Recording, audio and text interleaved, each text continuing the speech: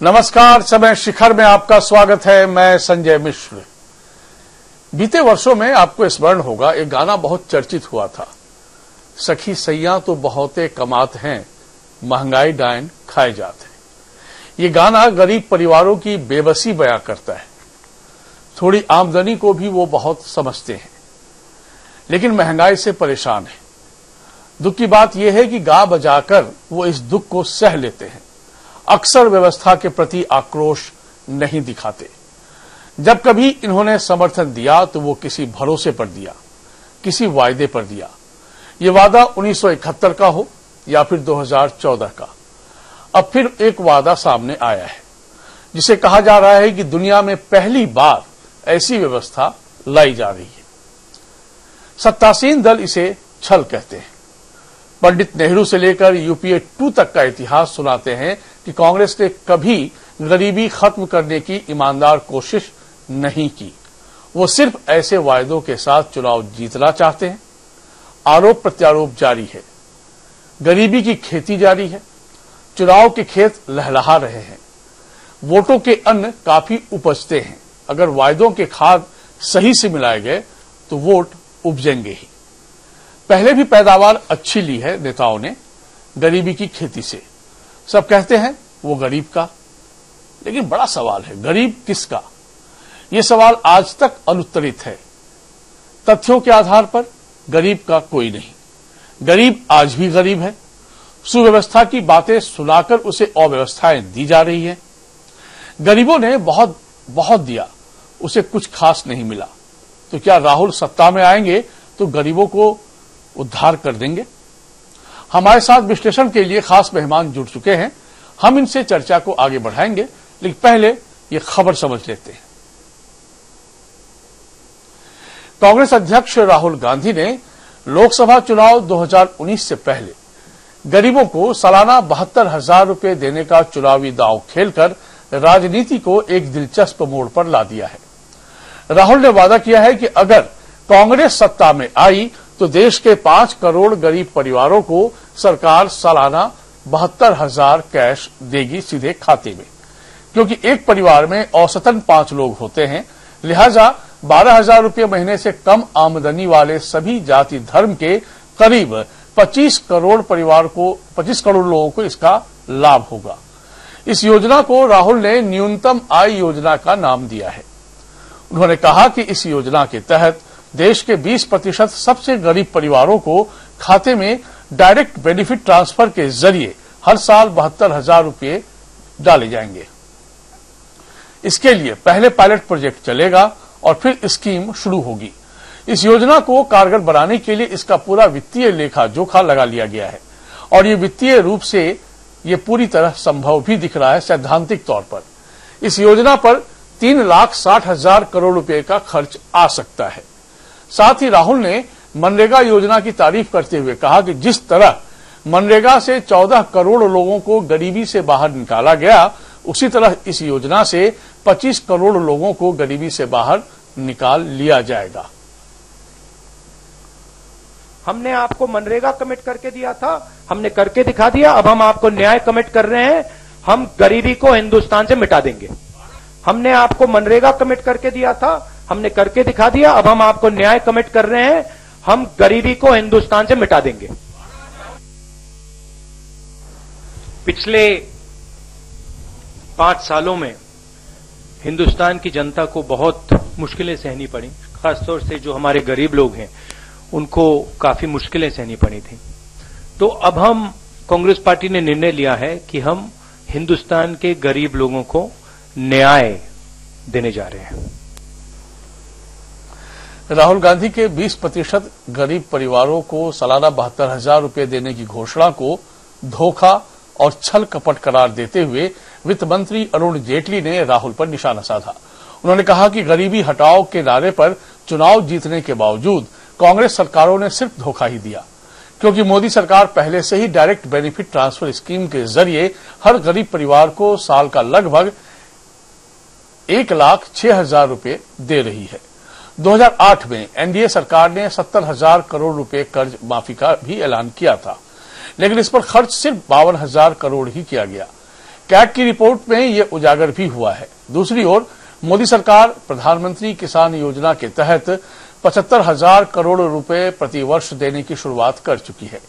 Congress party का कहना है कि वो ग्रामीण जीवन को बदलने के लिए मनरेगा पर 40,000 करोड़ रुपए खर्च करेगी, लेकिन 28,000 करोड़ रुपए खर्च हुए। कांग्रेस ने कई राज्यों में विधानसभा चुनाव के दौरान कृषि ऋण माफी का वादा भी किया था, लेकिन सच तो ये है कि कर्नाटक में कर्ज के माफी के लिए अब तक 2600 करोड़ रुपए और पंजाब में 2 साल में मात्र 5,500 करोड़ रुपए खर्च किए गए हैं। कई वर्ग ऐसे हैं जिनके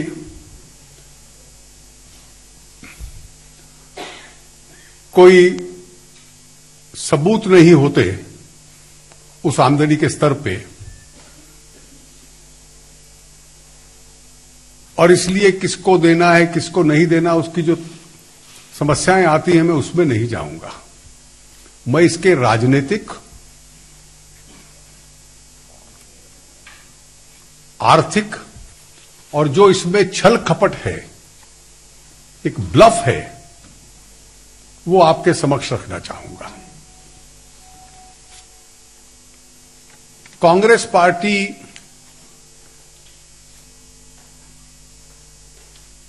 का एक इतिहास गरीबी और गरीबी हटाने के नाम पर राजनीतिक व्यवसाय करने का रहा है। उनका इतिहास गरीबी को हटाने का नहीं रहा।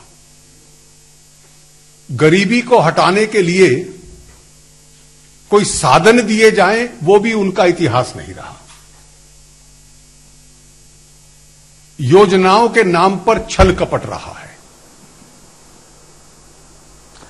तो अपने अपने तरीके से गरीबी पर खेती होने का प्रयास किए जाने का प्रयास हो रहा है। अब देखिए, चूंकि चुनाव का मौका है माफी चाहूंगा, आखिर कांग्रेस ने यह दांव क्यों खेला?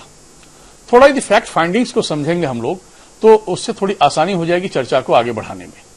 यदि 2014 की बात करें, हम जब चुनाव हुए थे तो 52% स्थान पर बीजेपी को कामयाबी मिली थी और वही कामयाबी जो है बीजेपी को सत्ता तक पहुंचाई थी। यानी ग्रामीण वोटर जो हैं बहुत मायने रखते हैं। 2009 में बीजेपी को गांव में मात्र 19% सीटें मिली थी, लेकिन 2014 में 52% सीटें।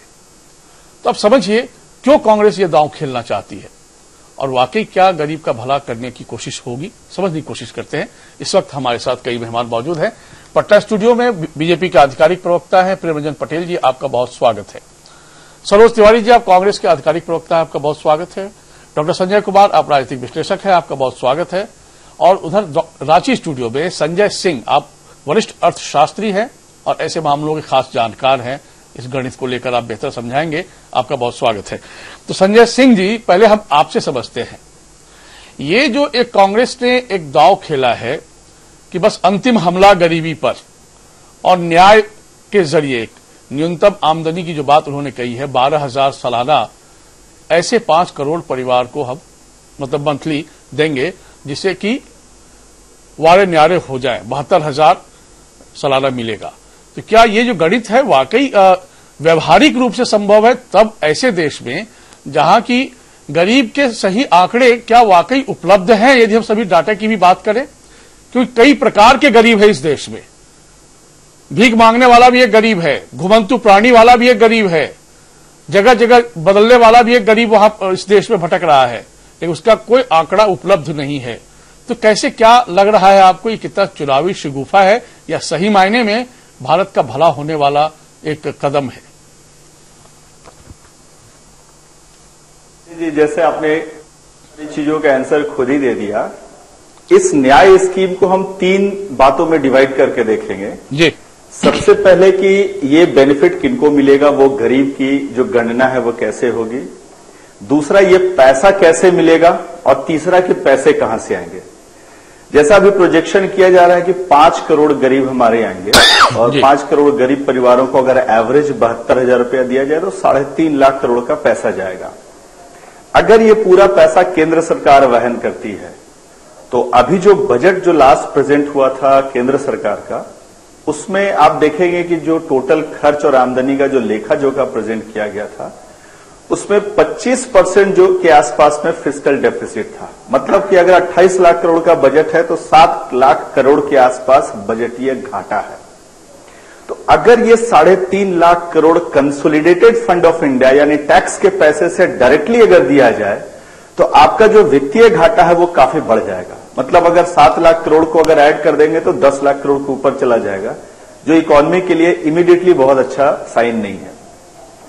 अगर इसको देने के लिए कोई अलग से कोई किसी तरह का कर की व्यवस्था कर दी जाए या किसी खर्चे को कम कर दिया जाए या किसी और तरीके से पैसा निकाला जाए तो वो थोड़ा बेटर हो सकता है।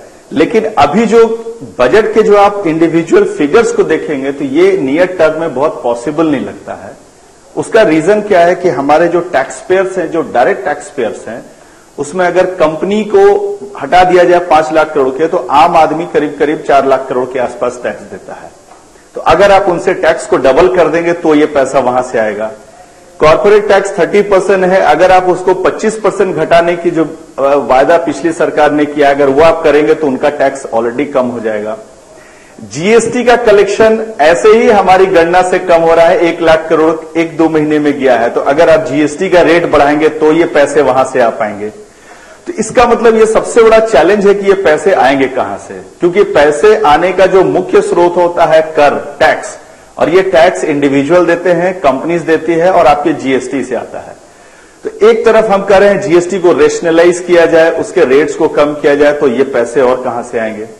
दूसरा, अगर अलग से कोई आप कर नहीं लगाते हैं, कोई अलग से प्रावधान नहीं करते हैं तो 3.5 लाख करोड़ रुपया एक साल में जुगाड़ करना भारत जैसे देश के लिए भी काफी मुश्किल टास्क है। दूसरा बात जो आपने कहा था कि पैसे कैसे जाएंगे, तो जैसा मैंने सुना है अभी तक ये डायरेक्ट बेनिफिट ट्रांसफर स्कीम के थ्रू जाएंगे। जब आपने चुना है सबसे गरीब परिवारों को, सबसे जो बॉटम लाइन में परिवारों को, तो आपको ये देखना पड़ेगा कि उनके पास बैंक के खाते हैं कि नहीं। क्योंकि अभी तक के जो डेटा है कि मेजर्स जितने भी एक 18 साल से ज्यादा उम्र के व्यक्तियों का 100% बैंक अकाउंट खाता भी नहीं है, वो 80% के आसपास में है। तो बहुत बड़ी पॉसिबिलिटीज है कि जिस गरीब को आप आइडेंटिफाई करेंगे वो ऐसे होंगे जिनके पास वो बैंक के खाते, जैसे आपने बोला कि एक बेगर होगा या इस तरह के लोग होंगे जिनके पास एक बैंक के खाता नहीं होंगे। और तीसरी बात जो आपने कहा कि आइडेंटिफाई करना है गरीबों का, आप देखिए कि गरीबी का जो पैमाना है उसको आइडेंटिफाई करने के बहुत सारे तरीके अभी तक इंडिया में और विश्व में आइडेंटिफाई किए गए। जैसे वर्ल्ड बैंक का अपना एक बेंचमार्क है $1.9 पर डे एक्सट्रीम पुअर को आइडेंटिफाई करने का। आप जब $1.9 per day purchasing power parity में लेते हैं तो वो करीब करीब 133 रुपया में आता है और भारत के टर्म में वो 40 रुपया आता है। कहने का मतलब है कि 40 रुपया आमदनी अर्न करने वाले लोग हमारे देश में करीब करीब 17.5 करोड़ लोग हैं ऐसे जिनका इनकम मात्र 40 रुपया प्रतिदिन है। तो आपने जैसे बताया कि अगर 5 आदमी का परिवार है तो वो 200 रुपए की गणना आती है। तो अगर 200 रुपए की गणना आती है तो 6,000 रुपया उनको देना महीने का, जो साल का 72,000 है, ये मुझे लगता है कि ये 3.5 लाख करोड़ से डेटा और आगे बढ़ जाएगा। दूसरा, आपका जो पॉवर्टी लाइन का जो इंडेक्स है उसके हिसाब से भी हमारे जो गरीबों की गणना है वो चेंज होती रहती है। तो मुझे लगता है कि ये जो कैलकुलेशन है गणना व्यक्तियों की, उसको ट्रांसफर करने का मैकेनिज्म, और तीसरा फंड, ये काफी चैलेंजिंग टास्क है भारत जैसे देश के लिए, जिसको कि अभी कैपिटल फंड की जरूरत है डेवलपमेंट के लिए, इंफ्रास्ट्रक्चर्स के लिए। तो मुझे लगता है कि देखिए स्कीम अच्छी है, आप अगर गरीबों की मदद करना चाहते हैं बहुत अच्छी स्कीम है, बट चैलेंजेस बहुत सारे हैं अभी इकोनॉमिक पॉइंट ऑफ व्यू। ठीक सर, तो थोड़ा पॉजिटिव होकर ही चलते हैं। अभी भारत सरकार डिफरेंट स्कीम से करीब 5 लाख करोड़ गरीबों को देता है। जैसे फॉर एग्जाम्पल फूड सब्सिडी है, फर्टिलाइजर सब्सिडी है, आपने किसान योजना 75,000 करोड़ की बात की। एक और स्कीम बजट में लाया गया है मजदूरों को 3,000 रुपया पेंशन का, प्लस आपके जो कर्ज माफी की, ये सारे हैं। क्योंकि कर्ज माफी अभी राज्य सरकारों ने की है और उनको बजटरी सपोर्ट सेंट्रल गवर्नमेंट से मिलता है, तो ये आपके बैंकों के एनपीए पर प्रेशर करता है, प्लस सेंट्रल से उनका एलोकेशन बढ़ाना पड़ेगा अगर आप गांव में कर्ज माफी करते हैं। तो ये सारे चीजों का प्रेशर अगर आप एक साथ देखेंगे तो ये बहुत बड़ा हरकिलियन टास्क है हमारे देश के लिए कि अगले 1 साल में अगर हम इसको इम्प्लीमेंट कर पाएं। जी बिल्कुल। मैं दरअसल राजनीतिक मेहमानों के पास थोड़ा बाद में जाना चाहता हूं। सरोज जी और प्रेमचंद पटेल जी, आप लोगों की तमाम चर्चा को हम बहुत करीब से सुनेंगे।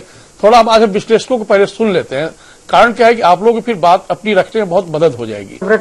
जी डॉक्टर संजय कुमार, क्या है कि जो स्थिति आ रही है ये कांग्रेस को अचानक स्वप्न में ये बात आई, ऐसी बात नहीं है। मौजूदा सरकार जो मोदी की सरकार है, जो हमारे पास जानकारी है उसके मुताबिक कि ऐसा नहीं कि मौजूदा सरकार ने इस पर माथापच्ची नहीं की, उन्होंने भी इस पर माथापच्ची की थी, लेकिन लगभग 2 साल के माथापच्ची के बाद लगा कि नहीं ये व्यवहारिक नहीं हो पाएगा। तो अलग अलग स्कीम्स के तहत, जैसा कि संजय सिंह जी ने भी बताया कि कितना 3.5 या 4 लाख करोड़, 5 लाख करोड़ के आसपास सरकार दे ही रही है। तो ऐसे में ये वाकई सिर्फ लोक लुभावन बातें साबित होंगी या फिर कुछ ठोस बातें भी इसमें देखनी चाहिए?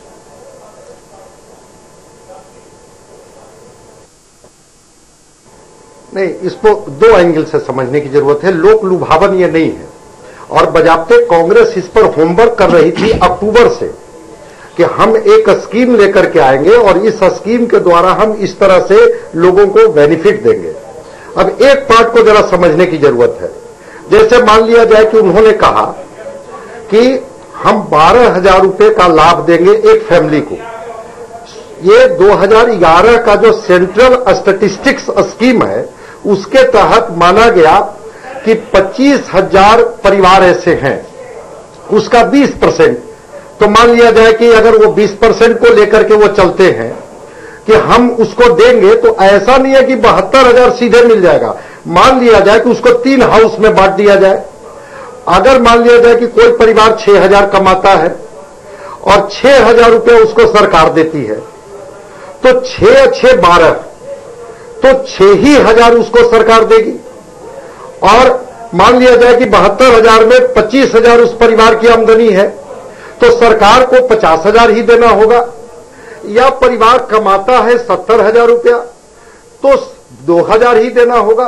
तो ऐसे अगर हम लोग 72 को सीधे कैलकुलेट करेंगे 12 में, तब वो आंकड़ा 3,60,000 करोड़ का छूता है। ये बताइए डॉक्टर लेकिन अगर हम लोग इसको 3 पार्ट में बांट करके देखें तो ये आंकड़ा 1,50,000 करोड़ के या उससे कम का भी आता है। एक बात बताइए सर। और दूसरी बात, इसमें कहा गया कि अगर वो परिवार जिसका हमने चयन किया। सर मेरी बात, मेरा सवाल है इस पे, आपने जो बात कही ना 3 लेयर में इस बात को समझा गया है और उस हिसाब से बाइफरकेट करने की कोशिश हो गई है।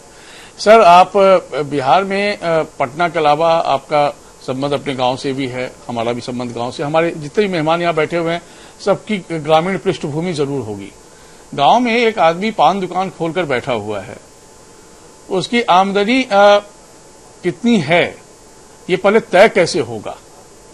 और दूसरी बात कि जो गांव में जूता पॉलिश करता है उसको आप किस कैटेगरी में रखेंगे, कौन से गरीब की कैटेगरी में रखेंगे?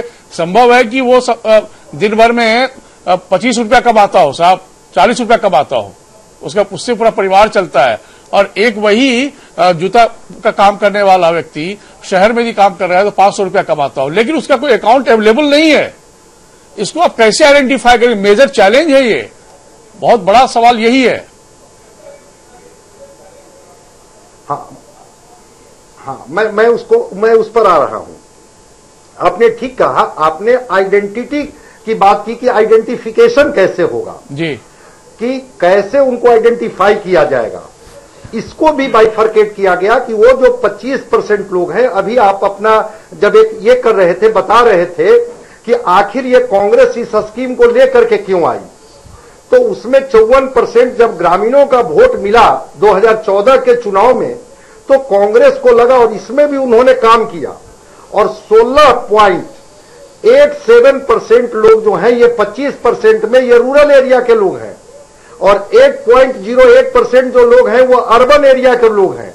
तो ये तो उन्होंने आइडेंटिफाई किया कि 16.87 जो रूरल एरिया के लोग हैं उनकी आमदनी जो है वो 12,000 के करीब नहीं पहुंचती है, मतलब वो 72,000 का आंकड़ा नहीं करते हैं।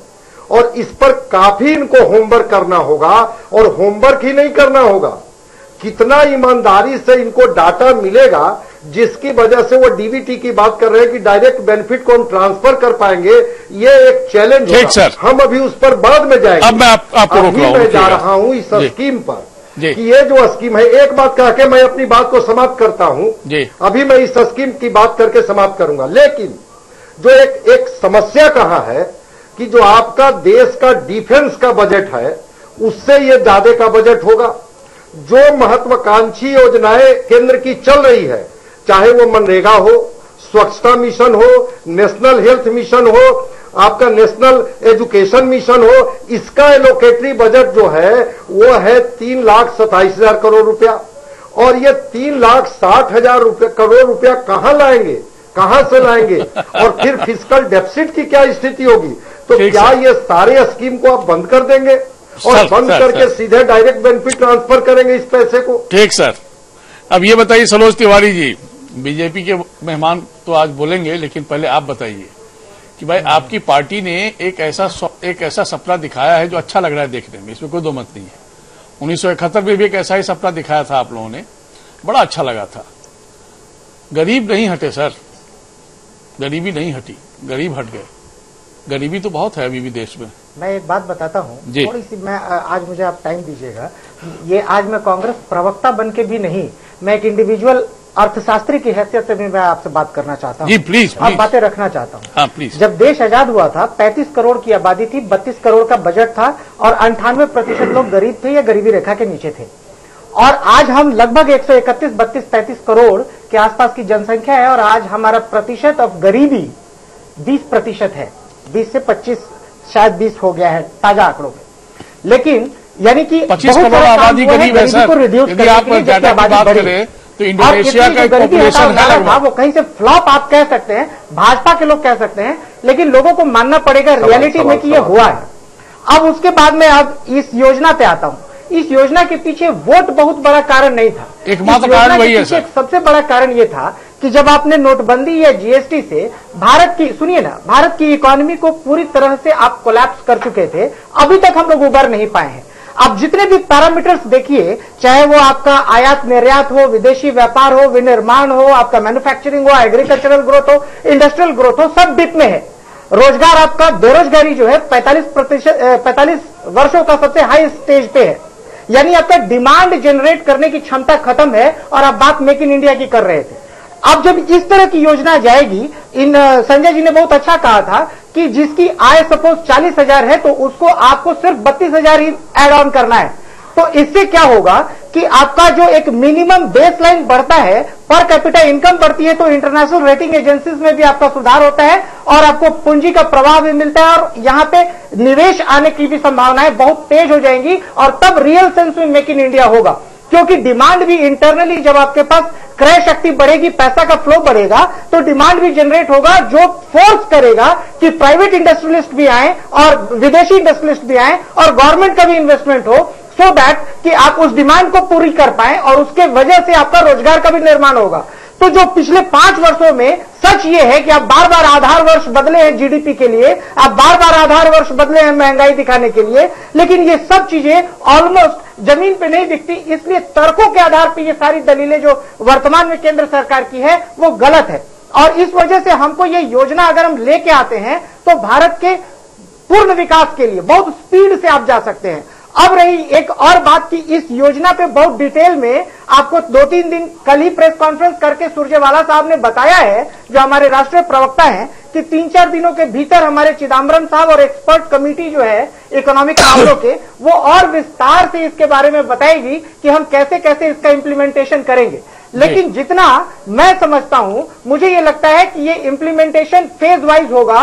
फेज वाइज मतलब जैसे उम्र का एक दायरा हो फिक्स, कि पहले हम अगर एबव 35 इयर्स वाले कितने हैं, मुझे लगता है ऐसा मेरा अनुमान है, मैं गारंटी के साथ नहीं कह रहा क्योंकि 3-4 दिन बाद क्या होगा मैं नहीं जानता, लेकिन सपोज 35 वर्ष का से ऊपर के गरीब, फिर 30 वर्ष से ऊपर के गरीब, फिर 25 वर्ष से ऊपर के गरीब, अगर इस तरह से फ्लो में आएंगे तब ये मेरे लिए बहुत आसान, जो सरकार के लिए बहुत आसान योजना होगी। दूसरी बात एक जो आप लोग कह रहे थे, कई सारी बातें छूट भी सकती हैं, कि सुन लीजिए कि कई सारी बातें आप कह रहे थे कि नहीं जी ये संभव नहीं है, इतना बजटरी एलोकेशन हो जाएगा, फिस्कल डेफिसिट 25% नहीं है, ये थोड़ा सा गलत आंकड़ा है, थोड़ा इसको सुधार लिया जाए।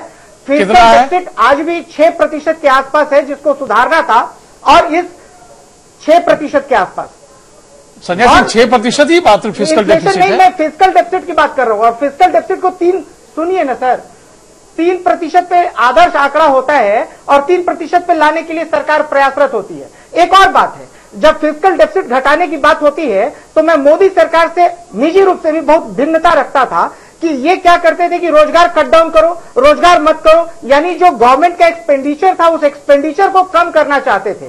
जबकि तरीका अगर ये हो कि आप इकोनॉमी का साइज बढ़ाइए, एक्सपेंडिचर नहीं घटाइए। एक्सपेंडिचर घटाने से अगर आप सरकारी नौकरी वाले लोगों को हटाते हैं जिसकी संख्या आपको रोक सकता हूं, केंद्रीय कर्मचारियों की संख्या 22 लाख है, और अगर वहां से आप सुनिए ना तो आप सुन ही रहा हूं सर, लेकिन समय की पाबंदी आधा घंटा हो गया तीन ही लोगों में। समर्थक नहीं है सर, सुन लीजिए ना, मैं आपको रोक रहा हूं ना, बगल में सरकारी प्रवक्ता भी बैठे हुए हैं। ठीक है, और उनके साथ अन्याय नहीं कर सकता मैं, क्योंकि उन्होंने कहा है कि भाई ये सब छल है, कपट है, धोखा है और कांग्रेस का इतिहास इसका गवाह है। तो भाई प्रेमनंदन पटेल जी, देखिए वित्त मंत्री को वित्त का समझ, सर ये मैं सवाल अगर वित्त पटेल साहब से कर रहा हूं, मुझे उनका जवाब लेने दीजिए। ये सब बात कही नहीं पाते। ठीक सर, सुनिए ना, पटेल साहब से जवाब लेना चाह रहा हूं। पटेल साहब ये बताइए कि आप क्यों ना भारत का जनमानस माने कि कांग्रेस एक अच्छा प्रयास करने की बात कह रही है और उस पर यकीन किया जाए।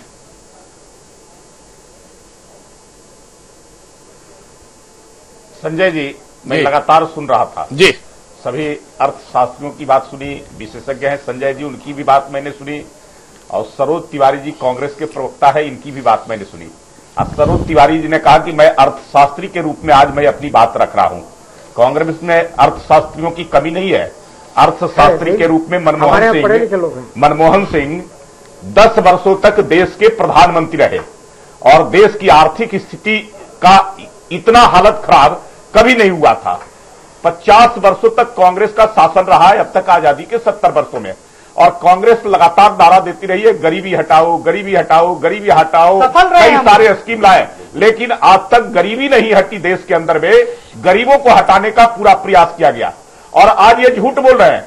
इनको मालूम है कि हम आने वाले नहीं हैं, हम सत्ता में दूर दूर तक कहीं कोई संभावना नहीं है, इसलिए कि इनको पिछली बार चुनाव में 2014 के चुनाव में इनको जो विपक्ष का नेता पद था वह बचाना मुश्किल, उतनी भी सीटें नहीं आ सकी थी। इस बार वो बचा ले तो ज्यादा होगा। तो ऐसी बातें बोल दो कि भ्रम पैदा करे, गोवेल्स की तरह इतना झूठ बोलो, इतना झूठ बोलो कि लोग मानने लगे, हमारी बातों को सच मानने लगे। आपने देखा कि राफेल के मुद्दे पर राहुल गांधी ने किस प्रकार से लगातार जो है झूठ पर झूठ, झूठ पर झूठ, 72,000 पे आइए ना कि लोगों में भ्रम की स्थिति पैदा कर दे। सर 72,000 पे आने वाले हैं, ये ना आने वाले हैं सर, 72,000 पे कोई जो है इस प्रकार का स्कीम लाने वाले हैं, इनको ये मालूम है। हम लगातार डीबीटी के माध्यम से लोगों को जो लाभकारी योजनाएं हैं, जो उसका हम राशि को डायरेक्ट ट्रांसफर कर रहे हैं। हमने जो वायदा किया था पिछले 2014 में, उन सारे वायदों को हमने पूरा करने का काम किया। किसानों की आमदनी को बढ़ाने के हमने वायदा किया था कि उनकी आमदनी को 2022 तक हम दुगना करेंगे। आपने देखा कि किसानों की जो लागत, जो मूल्य होता है, उसका 1.5 गुना लगातार हर वर्ष समर्थन मूल्य बढ़ा करके, और हमने उनके लागत को 1.5 गुना उनकी आमदनी को करने का काम किया है।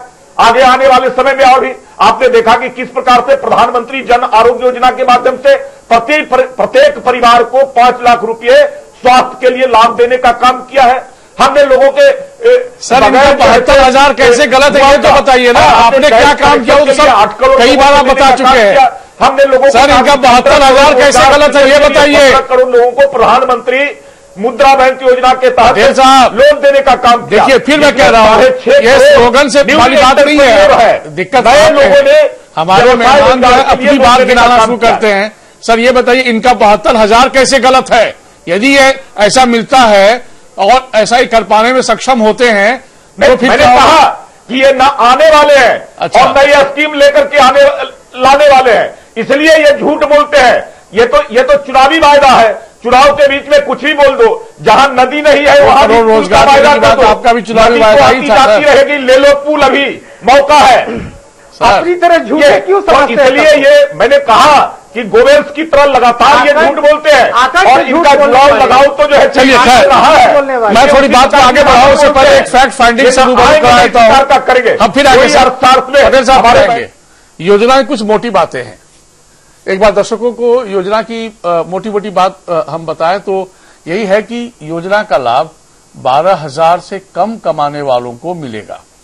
यदि किसी की आय 10,000 रुपये है उसे 2,000 रुपये मिलेंगे। यदि आय 6,000 रुपये है तो उसे 6,000 मिलेंगे। यदि आय कुछ भी नहीं है तो उसे महीने के 12,000 मिलेंगे। ये बाइफर्केशन है। अब इसमें विशेषज्ञों का कहना है कि राहुल के चुनावी वायदे से महंगाई 1.5 से 2% बढ़ सकती है। साथ ही देश का राजकोषीय संतुलन भी ध्वस्त हो सकता है, जो हमारे मेहमान भी बता रहे हैं, और राजकोषीय घाटा 5% से ऊपर पहुंच सकता है। चालू वित्त वर्ष में केंद्र सरकार का कुल बजट 27,84,200 करोड़ है। ये अंतरिम बजट है और नई सरकार जुलाई में पूर्ण बजट पेश करेगी। ऐसे में अगर नई सरकार मौजूदा योजनाओं और कार्यक्रमों के बजट में कटौती किए बगैर ही इस योजना के लिए रुपए आवंटित करेगी तो बजट का आकार 31,44,000 करोड़ हो जाएगा। साथ ही राजकोषीय घाटा 7 लाख करोड़ से बढ़कर 10.5 लाख करोड़ से ज्यादा हो जाएगा। भारतीय रिजर्व बैंक की रिपोर्ट के अनुसार राजकोषीय घाटे में 1% की वृद्धि से मुद्रास्फीति में 0.5% की वृद्धि होती है। इसी तरह महंगाई में 1.5% वृद्धि हो सकती है। आइए सुनते हैं राहुल के वायदे पर क्यों नरेंद्र मोदी सरकार कहती है कि वो अभी ही वह 1.5 गुना ज्यादा दे रही है। तो इसमें नया क्या है जो राहुल गांधी बोल रहे हैं? आज अर्थ क्या है कि डीबीटी के माध्यम से क्या होता है। आज केंद्र सरकार की 55 विभागों की योजनाएं हम डीबीटी के माध्यम से इन गरीब परिवारों को ऑलरेडी उनके बैंक के खाते में दे रहे हैं। उसका खर्चा है 1.8 लाख करोड़।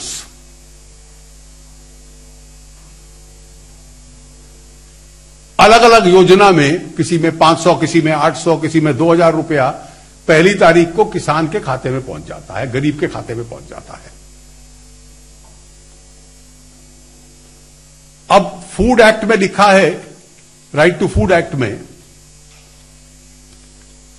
कि आप यहां अनाज दे सकते हैं या डीबीटी के माध्यम से दे सकते हैं या उसके लिए बदले में पैसा दे सकते हैं। उसका इस साल खर्चा रखा है 1.84 लाख करोड़।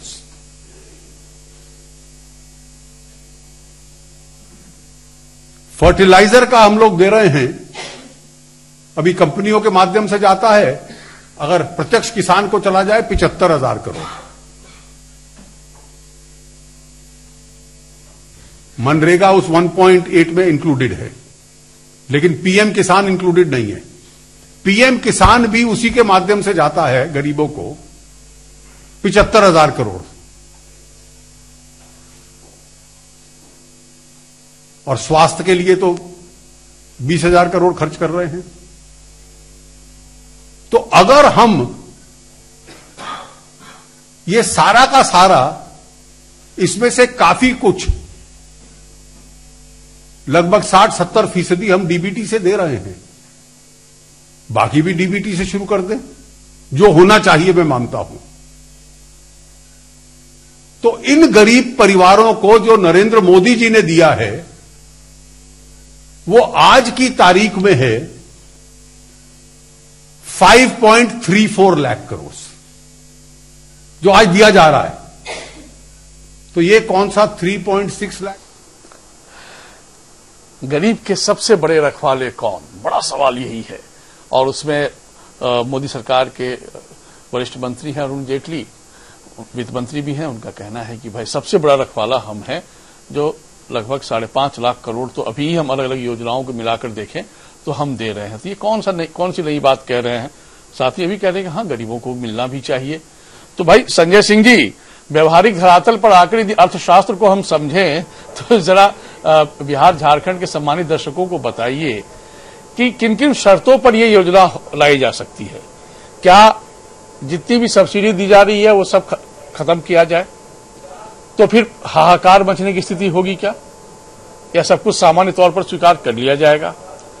आमदनी कैसे बढ़े, इसको लेकर सरकार के पास कोई ब्लूप्रिंट है नहीं। ले देखिए, एक टैक्स जो अभी एग्जिस्टिंग हमारा सिस्टम चल रहा है, उसी के भरोसे हम गरीबों का भला करना चाहते हैं क्या?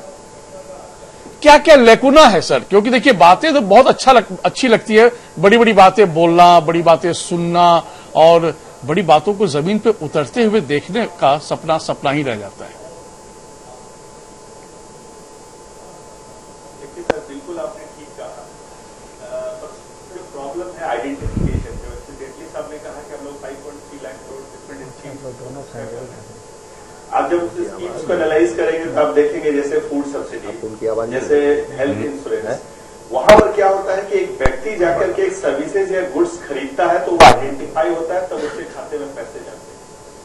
यहाँ पर आपके और सरकार के बीच में कोई सर्विस का लेन देन नहीं है, डायरेक्टली आपको पैसे को ट्रांसफर करना है। तो आइडेंटिफिकेशन ऑफ द पर्सन जो है सबसे डिफिकल्ट काम है।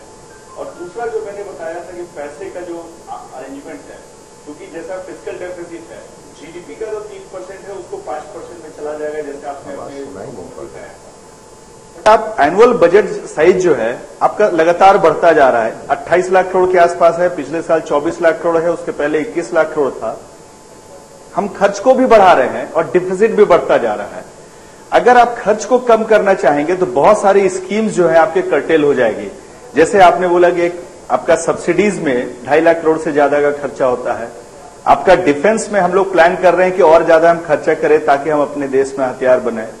डिफरेंस पेंशन स्कीम जो है, आर्मी के पेंशन स्कीम, गवर्नमेंट की पेंशन स्कीम, एनपीएस का डिमांड को हटा करके फिर से पुराना पेंशन स्कीम, ये जितने भी डिमांड है, अगर आप इसको धीरे धीरे लागू करेंगे तो आप देखेंगे खर्च आपका और बढ़ता जाएगा। तो एक तरफ आपको बाकी खर्चों का भी डिमांड बढ़ता जा रहा है, आपकी टैक्स की आमदनी प्रोपोर्शनेटली उस ढंग से नहीं बढ़ रही है, और एडिशनल ये डायरेक्टली अगर आप 3.6 लाख करोड़ अगर आप एक्सपेंडिचर करना चाहेंगे, जिसके अगेंस्ट में आपको सर्विसेज इन रिटर्न नहीं मिल रहा है, अगर ये पैसे आप कैपिटल एक्सपेंडिचर के लिए करेंगे तो वो आपको रिटर्न के रूप में, एक रेवेन्यू के रूप में देगा। ये पैसे से क्या होगा, गांव में कंज्यूमरिज्म थोड़ा सा बेटर आएगा। नो डाउट गांव की व्यवस्था थोड़ी बेटर होगी, अर्थव्यवस्था बेटर होगी, बट ये डायरेक्टली इन्फ्लेशन को आपको कंट्रीब्यूट करेगा।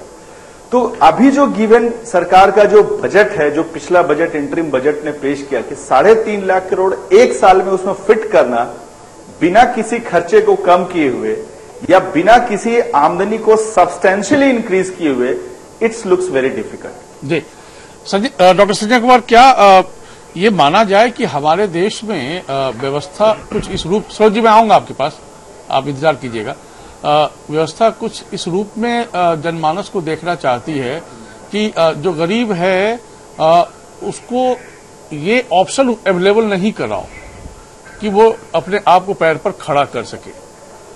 अब जो हमारी मानसिकता है, देखिए गरीब देश या गरीब राज्य में क्या होता है, यदि एक घर में एक बच्चा यदि मान लीजिए पढ़ने लिखने में कमजोर है और वो उसको यदि उसके पिताजी उसके पॉकेट खर्चा यदि उसको देते रहते हैं ना, तो विश्वास मानिए उसकी उम्र बढ़ती चली जाती है, लेकिन वो रोजगार नहीं प्राप्त कर पाता है, क्योंकि कई बार आपको साधन उपलब्ध कराने पड़ते हैं पैर पर खड़ा होने के लिए, तभी आप आगे जाकर कामयाब भी होते हैं, क्योंकि संघर्ष है उस रास्ते में। तो हमारी सरकारों ने ऑप्शन अवेलेबल नहीं कराकर सीधे मतलब घुसना चाहती है कि नहीं तुम पैसा लो, घर पे आराम करो, या जो भी राजनीति है। देखिए ये बात तो सही है, लेकिन हमारे डॉक्टर संजय कुमार से एक सवाल संजय सिंह जी से पूछा था, मैं जरा उसको मैं बता दूं। पहले हम ये बताइए ना सर। हाँ मैं बता रहा हूं। हाँ आपने कहा कि हाँ मैं इसको बता रहा हूं, इसके पहले मैं थोड़ा सा आपके सवाल का ही उत्तर दे देता हूं कि सैद्धांतिक तौर पर चीजें बहुत अच्छी लगती हैं और ये चीजों को नकल करने की आदत है। अभी अमेरिका में 2020 में चुनाव होने वाला है और एक वहां के यांग एशियन मूल जैसे लगते हैं देखने में, वो बड़ा सोशल मीडिया पर ट्रेल हो रहा है कि हम अपने 18 वर्ष से अधिक के नौजवानों को $1000 पर मंथ देंगे, और डेमोक्रेट ने इसको समर्थन भी किया है। तो भाई अमेरिका महीने में 70,000 रुपया एक 18 वर्ष के नौजवान को दे सकता है, चूंकि उसकी आर्थिक स्थिति अलाउ करती है।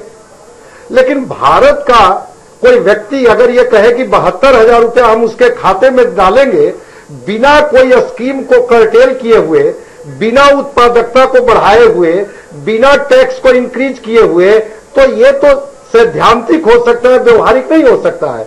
दूसरी बात आपने जो शुरू में कहा था, बड़ी अच्छी बात आपकी लगी हमको। आपने कहा कि क्या कर्नाटक के किसानों को जो 35,000 करोड़ की जो राशि थी वो मिल गई, पंजाब के किसानों को 5500 करोड़ की राशि जो थी सो मिल गई, क्या राजस्थान के किसानों को मिल गई? आपने तो वादे किए थे।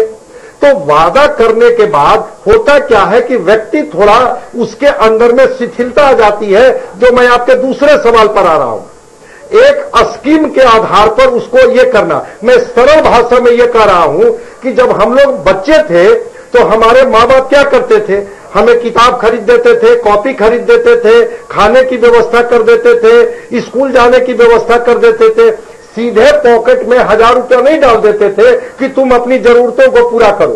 तो अगर सरकार, ठीक बात है कि अगर 55 स्कीम के माध्यम से 5.5 लाख करोड़ सीधे डीबीटी के माध्यम से अगर डाल रही है, फिर ये 3.5 लाख करोड़ का जो राशि है, 3,60,000 करोड़ की राशि, इसके लिए आपके पास साधन क्या है? और जब साधन नहीं है तो जब आप सपना दिखाएंगे और अगर वो पूरा नहीं होगा तो फिर विद्रोह की स्थिति बनेगी। बड़ी मेहनत के बाद रघुराम राजन ने इस देश में इन्फ्लेशन रेट को कंट्रोल किया।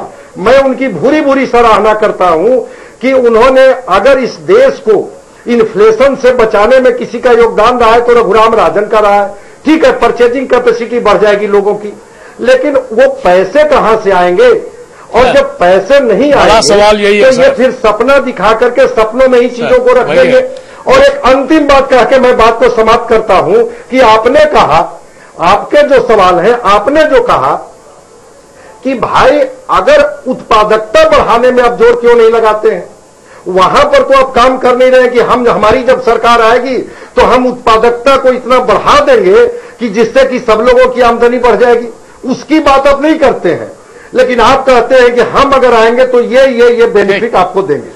सरोज जी, क्या है ना कि राहुल जी कई बार हम आप ही पास हूं, आप ही से रूबरू हूं। सर सरोज जी, मैं आप ही से रूबरू हूं, सुन लीजिए, सवाल जवाब देने में आसानी रहेगी। राहुल जी कई मंच से पहले तो प्रधानमंत्री की नीतियों को कोसते हैं और कहते हैं कि भाई जब आपने उद्योगपतियों का कर्जा माफ कर दिया, इतना लाख करोड़, इतना लाख करोड़, सर हम लोग तो सैकड़ा और हजार में ही जीते हैं, तो इसलिए गणित थोड़ा कमजोर है, तो क्यों नहीं गरीबों को हम इतना पैसा देंगे, हम देंगे।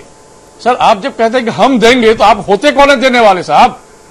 मेहनत करें हम, साधन हमारा, उत्पादकता कितनी है हमारी, मैं बता रहा हूं। हाँ, उत्पादकता बढ़ाएं, इसके लिए क्या ब्लूप्रिंट है कि सिर्फ सपना दिखाएं और गंजे को कंघी बेचें? आप सबकी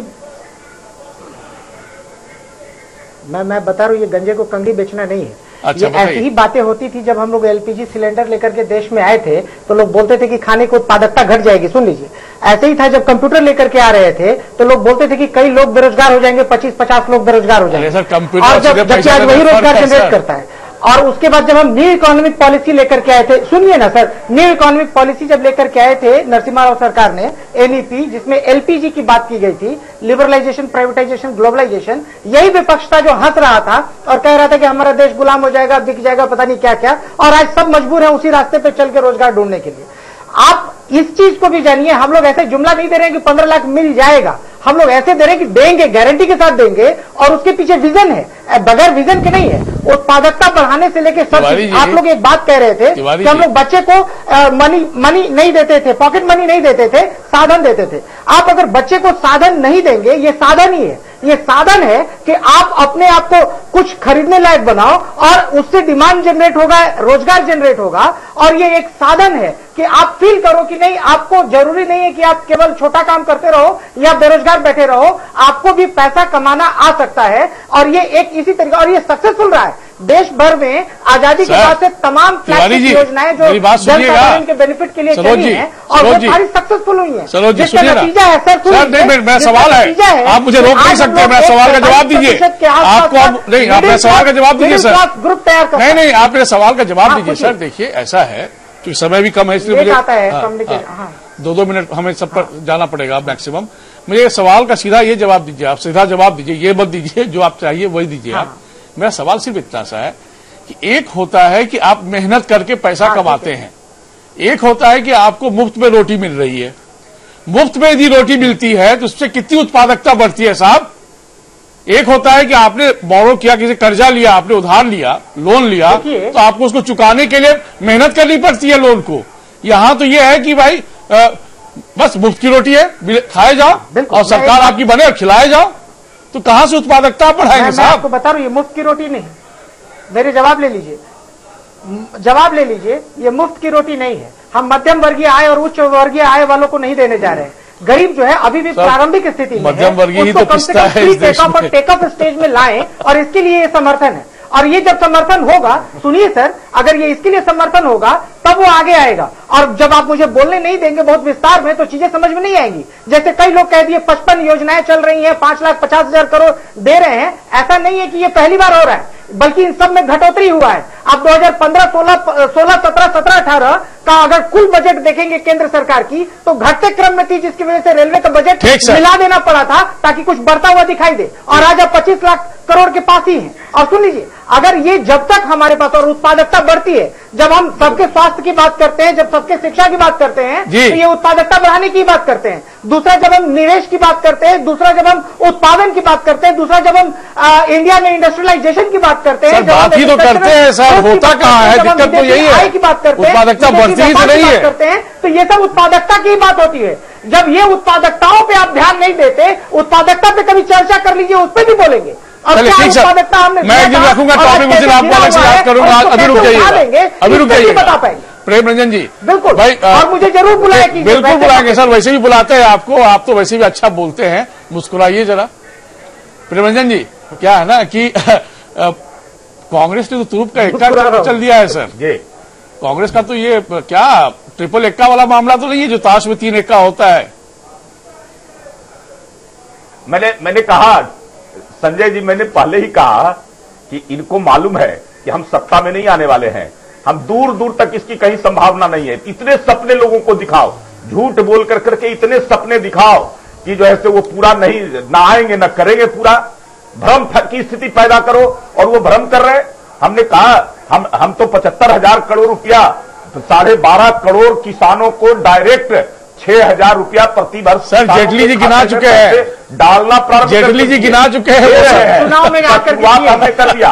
हमने लोगों को जो ऐसे प्रधानमंत्री जन आरोग्य के साथ 5 लाख रुपया दिए, हो गया सर, वो सब गिना चुके हैं। आज तक किसानों के लिए इन्होंने क्या किया, ये बताइए कितनी बड़ी चुनौती फिलहाल नजर आ रही है कांग्रेस के इस बयान से। और बड़ा सवाल ये है, 52 लाख लोगों को इन्होंने एक बार कर्ज माफी किया है और छोड़िए ना, सरकार बन गई। कांग्रेस ने एक ट्रम्प खेला है सर, इतनी बड़ी चुनौती है बीजेपी के लिए। मिला कर्नाटक के, आप ही ने चर्चा किया, कर्नाटक के किसानों को मिल गया क्या कर्ज माफी?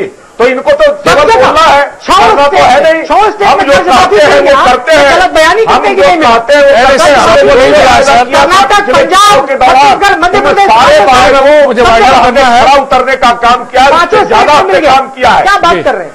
चलिए गलत बोल देने से गलत नहीं हो जाए। ठीक ठीक सरोज जी, सरोज जी चलिए ठीक है, आपको हमने बहुत मौका दिया, पटेल साहब को भी सुन लीजिए, सही बात है। 5 करोड़ रुपया तो इकोनॉमी डुबा दिया, गरीबों को इकोनॉमी डुबा दिया, उसको मारना हमारी जिम्मेवारी बन जाती है। गेहूं चावल क्या करें, ये लोग हर बार आते हैं, 2-4 साल चाहते हैं, देश की बर्बादी करते हैं, हम लोग को बहुत धन्यवाद। सिक्योरिटी का है वो सब। संजय सिंह जी और डॉक्टर संजय कुमार, पहले डॉक्टर संजय कुमार आप बता दीजिए जो स्थिति बन रही है उसमें, क्योंकि अब देखिए चुनाव का मौसम है ना, जो स्थिति बन रही है, जो ये ट्रम्प कार्ड चला है, बीजेपी के लिए कितनी बड़ी चुनौती होगी और कितना इसको सामना करने में बीजेपी को मुश्किलें होंगी, या फिर बात सब आसानी से निकल जाएगी? नहीं, बीजेपी के सामने तो चैलेंज है, क्योंकि जब बीजेपी राष्ट्रवाद पर अपने को पीठ थपथपा रही थी, एयर स्ट्राइक को चुनाव का मुद्दा बनाने जा रही थी, वहीं पर कांग्रेस इस स्कीम को लेकर के आई है, तो ये बहुत बड़ा चैलेंज है बीजेपी के सामने कि वो कहती है गरीबों को जगाने का, गरीबों को ये बता रही है कि भाई अगर हम सत्ता में लौटे तो आपके खाते में कम से कम इतने पैसे होंगे, 72,000 की राशि की गारंटी मैं दूंगा, अगर आप 36,000 कमाएंगे तो 36,000 हम देंगे। तो बीजेपी के पास तो ये चैलेंज होगा, निश्चित रूप से ये बीजेपी के लिए चैलेंज। संजय सिंह जी, 48 साल पहले 1971 में इंदिरा जी ने गरीबी हटाओ का नारा दिया था। अब वो स्कीम लेकर आए हैं उनके पोते राहुल गांधी। तो क्या माना जाए कि जो बुजुर्गों ने नहीं किया, इस पीढ़ी के सामने वो जो चैलेंज है वो पूरा संभव हो पाएगा? क्योंकि हमें बड़ा दिक्कत इसलिए लगेगी जब हम किसानों की कर्ज माफी की बात कहते हैं ना सर, तो जो भी सरकार जो भी चुनाव में आती है पार्टियां, वो ऐसे ऐसे वादे करती है, जब पता चलता है हकीकत तो लगता है कि अरे अभी तो इतना ही माफ किया है भारत, और फिर कहते हैं कि हमने सब माफ कर दिया। देखिए, मैं आपका सवाल ठीक से नहीं सुन पाया, लेकिन मैं जवाब देता हूं। जैसे गरीबी का जो आंकड़ा है, हमारे पैनलिस्ट भी कह रहे थे, ये बहुत दुर्भाग्य की बात है कि हमारे यहाँ गरीबी का आंकड़ा तो कम हुआ, लेकिन जब आप उस आंकड़ों को देखेंगे तो 40 रुपया प्रतिदिन आय का आंकड़ा है। अगर कोई व्यक्ति 40 रुपये से ज्यादा अर्न कर लेता है तो वो गरीबी नहीं है। अगर आप ह्यूमन डेवलपमेंट इंडेक्स से जाएंगे तो भारत की 58% जनता गरीब हो जाएगी। तो ये तो हमारी आजादी का आज तक ये हालत है। तो गरीबी के आंकड़े बदलते रहते हैं, लेकिन जो जमीनी हकीकत है, जो हमारा प्रोडक्टिविटी इंप्रूव होना चाहिए ताकि लोगों का अर्निंग कैपेसिटी बढ़ सके, अभी भी वो स्थिति नहीं है। मैन्युफैक्चरिंग में हम दुनिया में बहुत पीछे हैं, चाइना से 1/10 हैं। मैन्युफैक्चरिंग सेक्टर को जब आप नहीं बढ़ाएंगे, एग्रीकल्चर सेक्टर को जब तक आप नहीं बढ़ाएंगे, आपका देश में गरीबी नहीं हटेगी। एग्रीकल्चर कंट्रीब्यूशन 15% पूरा जीडीपी का, मैन्युफैक्चरिंग हम चाइना से 1/10 हो गए हैं। सर्विस सेक्टर के बल पर है, जो कि हमारा यंग पॉपुलेशन है। तो सर्विस सेक्टर वैल्यू क्रिएट नहीं करता है, तो जो वैल्यू क्रिएशन अपॉर्चुनिटीज हमारी इकोनॉमी में होनी चाहिए थे, वो अभी तक नहीं बढ़ पाई है। ये बहुत बढ़ाना जरूरी है। एक करेक्शन और दूंगा, 2015-16 में बजट का जो साइज था वो 18 लाख करोड़ है, वो इस साल 28 लाख करोड़ हो गया है। 10 लाख करोड़ बढ़ा है, लेकिन ये सारे खर्चे जो हैं ये प्रोडक्टिव कामों में नहीं जाते हैं, ये सब्सिडीज देने में, स्कीम्स देने में जाते हैं, जहां से एक वैल्यू क्रिएशन उतना ज्यादा नहीं होता। तो एक समय भारत के लिए ऐसा आना चाहिए जहां पर हम कैपिटल क्रिएट करें ताकि मेरा वैल्यू क्रिएशन हो। ये ऑटोमेटिकली गरीबियों को हटा देगी। वह एक रिपोर्ट है जिसमें कहा गया है कि गरीबी को हटाने में जो सबसे बड़ा रोल होता है वो सड़क का होता है, वो इंफ्रास्ट्रक्चर का होता है। अगर आप इंफ्रास्ट्रक्चर, सड़क और वैल्यू क्रिएशन एक्टिविटी ले आएंगे, ये सारी स्कीमों की आपको जरूरत नहीं पड़ेगी। बहुत शुक्रिया संजय सिंह जी आपका, बहुत धन्यवाद डॉक्टर संजय कुमार आपका, बहुत धन्यवाद सरोज तिवारी जी आपका, बहुत धन्यवाद प्रेमरंजन पटेल जी आपका। लेकिन गरीबी पर खेती कब तक? ठीक है, चुनाव है, आपने अच्छी बातें कही, हमने भी अच्छी बातें सुन ली, सुनने में बहुत अच्छा लगता है। लेकिन जब तक बुनियाद मजबूत नहीं करेंगे आप और उत्पादकता नहीं बढ़ाएंगे, उत्पादन क्षमता यदि हमारी नहीं बढ़ेगी, वो वहीं की वहीं रहेगी, तो ये सारी बातें जो है ना बेमानी लगती है। ये अभी आप एक मेजर अमाउंट जो है वो सब्सिडी में देते हैं, और फिर सब्सिडी ही यदि एकमात्र साधन, हथियार यदि बना हुआ है अपने देश में और कोई दूसरा ब्लूप्रिंट तैयार नहीं है, तो फिर भगवान ही मालिक है। नमस्कार।